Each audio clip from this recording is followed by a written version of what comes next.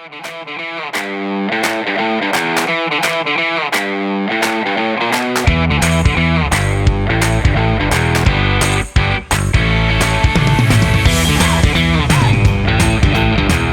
guys, welcome to Discerning Dads, where we talk about fatherhood and leadership. I am your host, Brandon Wong, and today we'll be talking about the importance of getting on the same page with your wife. And this is crucial.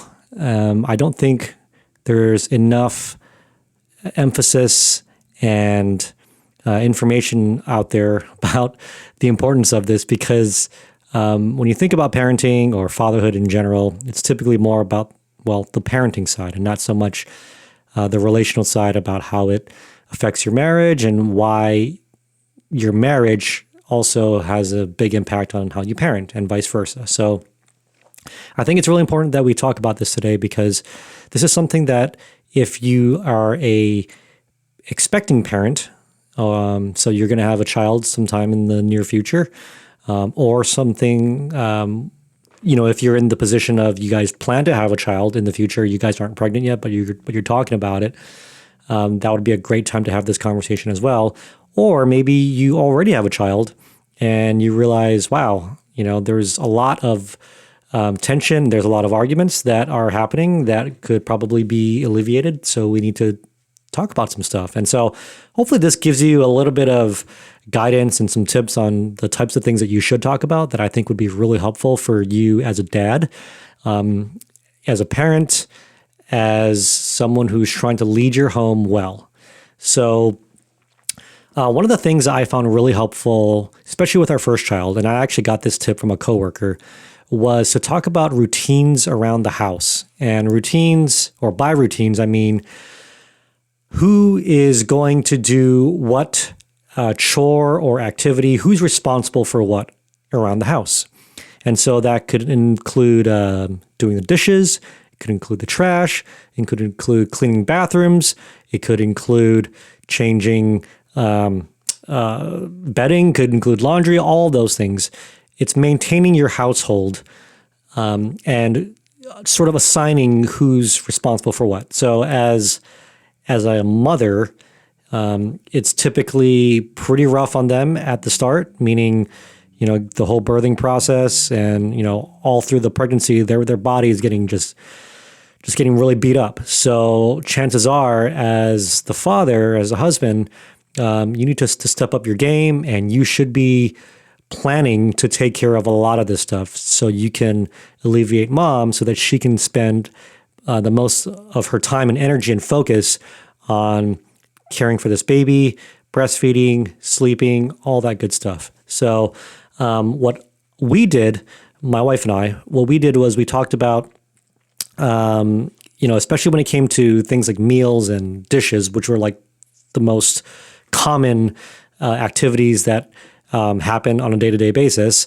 because, we all have to eat, and then you have to clean what you ate off of, unless you're using paper plates and, disposable goods all day long, which gets a little expensive. So assuming that you have dishes and you're worrying about meals, a really important thing is to talk about if you're going to be doing meals and dishes, you should let her know that, great, don't worry about this, mom. You take care of the baby. You leave all the chores of dishes and meal prepping to me. I'll take care of that so that you don't even have to have that on your mind. It'll just relieve her of that stress. And trust me, she's probably thinking about all these things because as a mom, when you're breastfeeding and lack of sleep, you get hungry too. And the last thing you want your wife to be thinking about is where her next meal is coming from and what it's going to be. So just plan to take care of that. Same thing with dishes. My wife is, I wouldn't say a clean freak, but she likes things cleaned quickly. So I let her know, hey, look, it's probably not going to get done as quickly or as efficiently as you might like, but it's going to get done. So leave it to me. I'll take care of it. Just don't even worry about it. Don't even think about it right now. And again, it's just these small little things that you want to take off of her mind. And as a man, as a leader in the house, take it upon yourself. It's going to be for a season. Once things start to get back to normal and mom can function a little bit better, then you can talk about divvying some of these things up. Okay, so again, dishes, laundry, trash, just those every day or every week type of activities and chores that you need to do around the house to maintain it.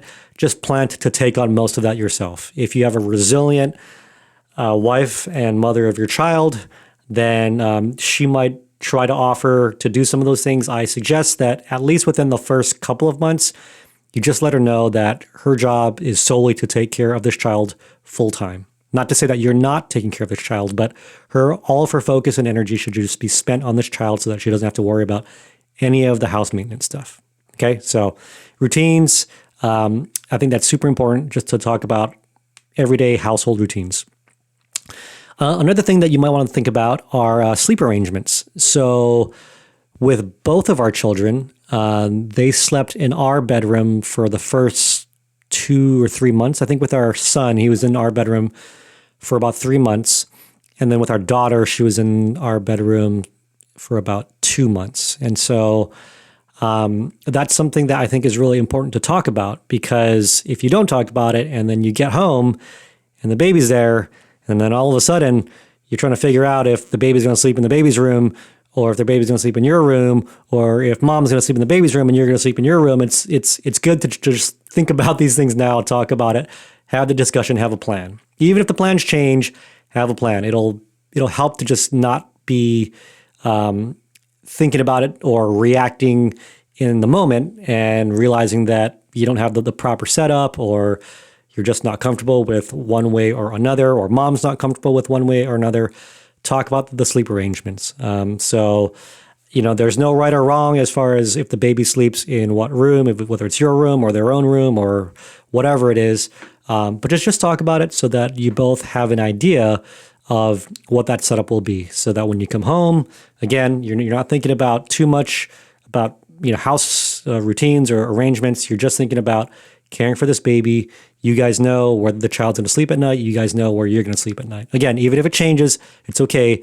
Just have that plan. So again, for us, both of our children slept in our bedroom for the first 2 to 3 months. And then we agreed, actually with our son, we weren't sure when he was going to move out or when we were going to sort of kick him out of there, but I wanted to get him out of there soon.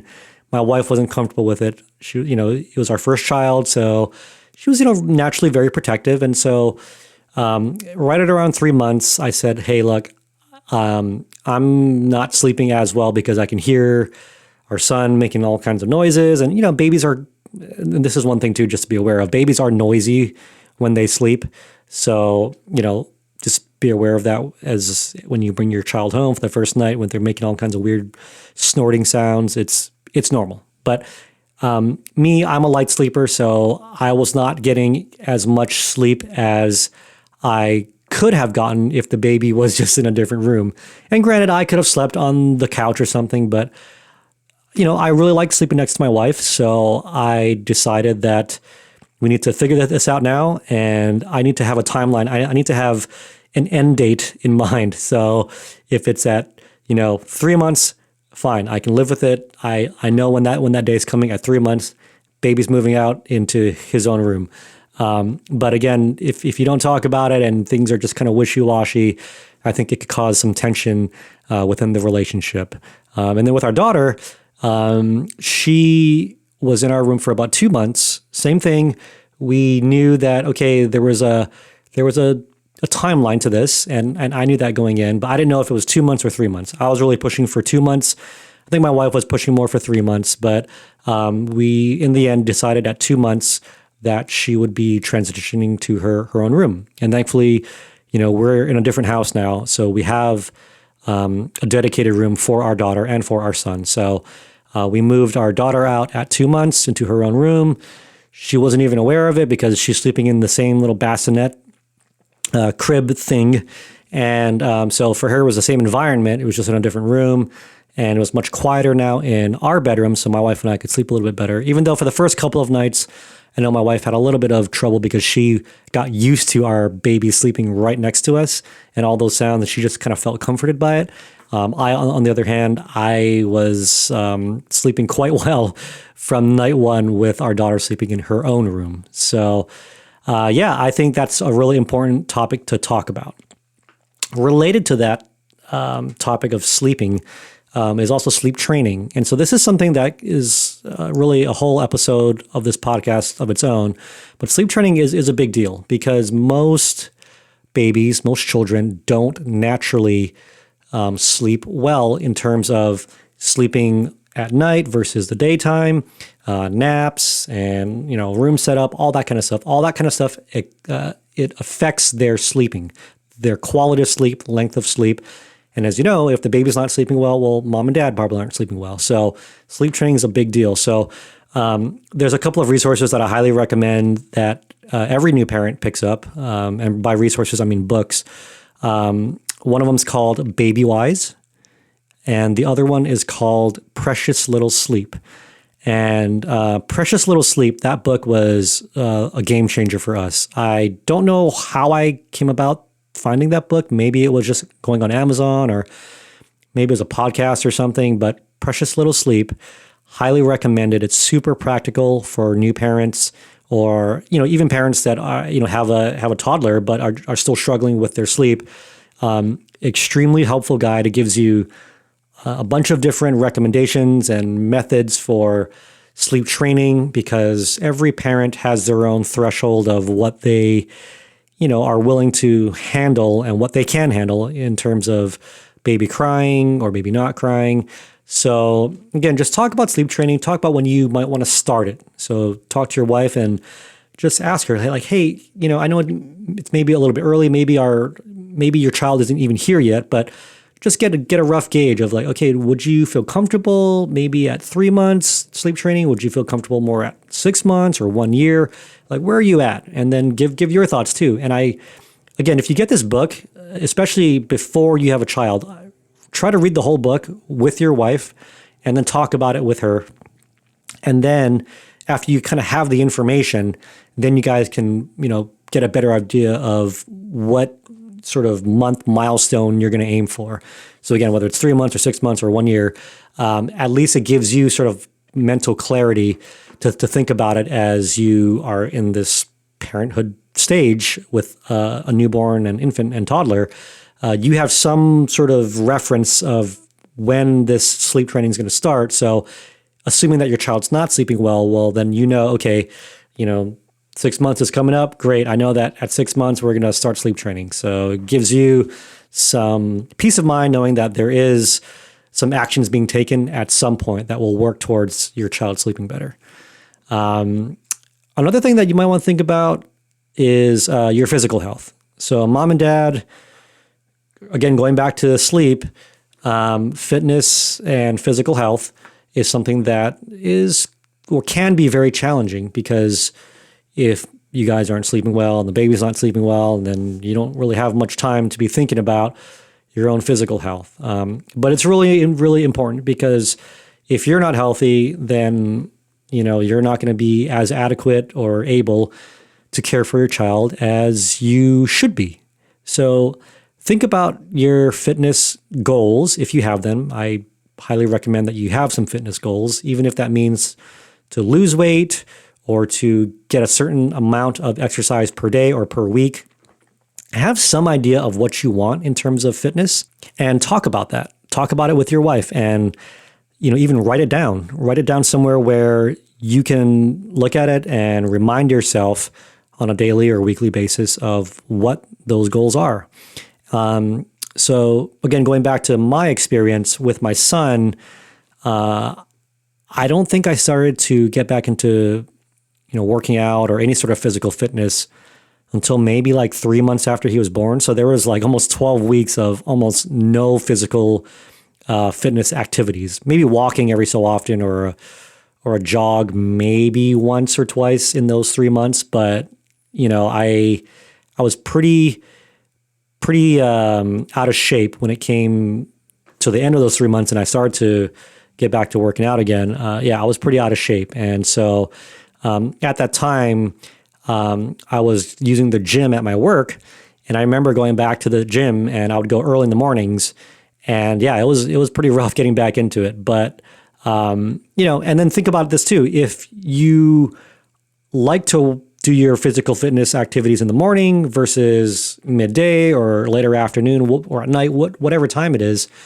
Just think about that in terms of how that would work into your family schedule once your child's here. And you might not know exactly what that is, but think about it. If you like to work out in the mornings because for whatever reason you're just more energized and charged up to get that workout in, great. Then shoot for that and plan for that. If it's in the afternoon, same thing. Just plan for that. And then once the baby's here and you're kind of getting into a rhythm, think about if that's going to work for your schedule. And then it's good, again, to talk about this with your wife early, preferably before your child's even born, because then as you start to figure out your daily schedules, okay, if I do want to have my physical fitness be in the mornings, then that means that we have to get to sleep at a certain time, and that means that I have to wake up at a certain time, and that means that it starts to sort of set everything into their own time slots. So if you want to wake up by 6 a.m. and you don't want to be extremely tired because you just went to sleep at 3 a.m., then you've got to plan on, well, what does that look like if I want to wake up at 6 a.m., but the baby's not sleeping well for the majority of the time until 3 a.m., then how are you going to make that work? Well, maybe that's not going to work then. So you got to shift that now to a midday or a late afternoon schedule for physical fitness. It's fine. Be willing to be flexible. Talk about it. I think the most important thing to take away from this point is that physical fitness is super important. I think it'll help you even with your parenting, because the more that you are able to get your workouts in and check it off your list. And it doesn't have to be an extremely long workout. It could be 10 minutes. There's some mornings where I'll work out for literally 8 minutes. And you can say, yeah, that's not really a workout. That's just warming up. Sure. But it's something. And for me, just checking that off my list, knowing that I got it in there, even though it wasn't the ideal workout or physical activity that I wanted, I got it in there. I feel better. I know that it's helping me physically. And I look better because I feel better and because it's building muscle or I'm getting leaner, whatever it is. It'll help you to push through, because you could brush it off and just say, oh, I'm not going to do it today or tomorrow or the next day. And it's easier to skip these physical activities. The more, if you skip it once, it's easier to skip it a second time and then a third time, and then a fourth time. So try not to even let yourself slip even once. And how it'll help in your parenting is because you take that same mentality when it comes to parenting, okay? Whether it's you getting up to change a diaper or feed the baby or to rock them to sleep or just to even have patience, knowing that you have the discipline to do something consistently, whether you feel like it or not, but you're doing it consistently, it helps you mentally to get through difficult times, because you know that you have control over your mind and body. And it's not just you sort of getting pushed around and whatever happens, happens. No, you have a plan, you're sticking to it. Same with your parenting and your marriage. If you have these plans to have these, routines or arrangements for sleep or sleep training, you know that you have a much better chance of meeting those goals and sticking to those routines if you like physical fitness, if you can stick to that routine. So it all sort of builds off of each other. All these things that we're talking about here, it's an ecosystem, or it's a life cycle, if you will, because they all sort of feed off of each other being executed. And the goal is not perfection. The goal is that you have a plan and that you work towards it. You give your best effort at it. And so for me, again, with my first child, didn't have much physical activity for the first 3 months, and then I kind of got back into it after that. But even then, it wasn't as consistent as I would like. With my daughter, on the other hand, I actually have never worked out so much in my life from the day that she was born. And what I mean by that is she was born, and I think, so she's just at 3 months now, or actually almost 4 months. Yeah. So from the day that she was born until now, which is 4 months, I think there's only about 4 days that I have, or 4 or 5 days that I have not done a physical activity, whether it's going for a run or lifting weights or doing some sort of workout in my garage, or even just push-ups. there's probably been like only 4 or 5 days in 4 months that I have not done some sort of physical activity. And that was because, well, one, I have a much better setup now than I did back when we had our son. So that's something too that we can talk about. But I also made it a mental commitment to say that I did not want to be out of shape. I wanted to be in the best physical condition that I could be so that I could be the best parent that I could be. Because if I'm not physically fit and I feel like garbage because I'm not physically fit, then it's going to affect my energy levels and my moods and my attitude and all these things. And so, yeah, I'm spending a lot of time on this physical fitness section because I think it is so valuable to be physically fit, whether you're a parent or not. Just in general, it does really set the tone for a lot of your, I think, quality of life and your attitude and the things that you're able to accomplish when you can commit to being physically fit. So highly recommend it. And sort of a side note on that, it does definitely help to have something or some place within your home dedicated to your physical activity. So in my case, I have like a little corner in my garage that I have some weights and a pull-up bar and some dip bars, and that's it. But that's my little corner. And so I know that I have that thing set up. It's in my garage. I literally have no excuse. I don't have to drive to the gym, or I don't have to go outside in some cold weather. I can literally just go into my garage, do my workout. Might be 10 minutes, might be 20 minutes, might be an hour. But that's it. I know that it's close. I have no excuse. And also what I did this time, which was really helpful, and I'm thinking about it now as to like just the effect that it had on me being consistent at working out, was I bought some protein powder, which I don't typically like to take supplements or even medication for that matter. But the supplement, the protein powder supplement, was helpful because I knew that I wanted to actually use this stuff. And the only way that I would use it is if I was going to work out. Like, there's no point in you buying or taking a protein powder supplement if you're not actually trying to build muscle, or if you're not doing anything to build that muscle, right? Like, we don't need more protein just for the sake of getting protein. You can just eat potatoes and get enough protein. But the idea was I wanted to use this stuff because, I want to be the best version of myself that I can be physically. And I knew that if I was going to take this protein powder, which I bought, which was expensive, well, then I better work out. So I had to actually work to be able to take my protein powder. And so it sounds kind of funny that, just buying some protein powder was actually the catalyst to me, I think, being more consistent. But it's stuff like that you might have to do, is to, if it's going to be of that much of importance to you and your life and your parenting, well, small things like that sort of feed off of each other and build off of each other. So just giving you my experience, hope that helps.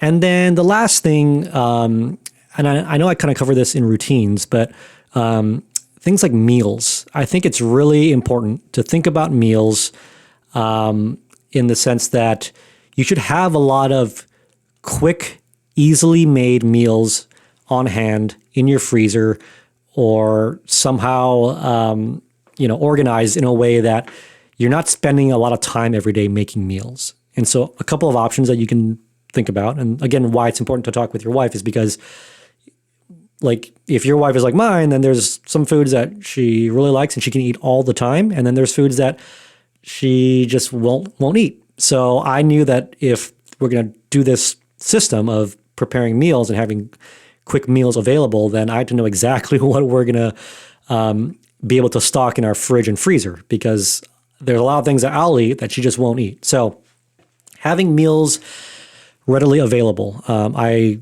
highly suggest getting frozen, ready-made meals, Trader Joe's or from your local grocery store, ones that you know that you like or your wife likes.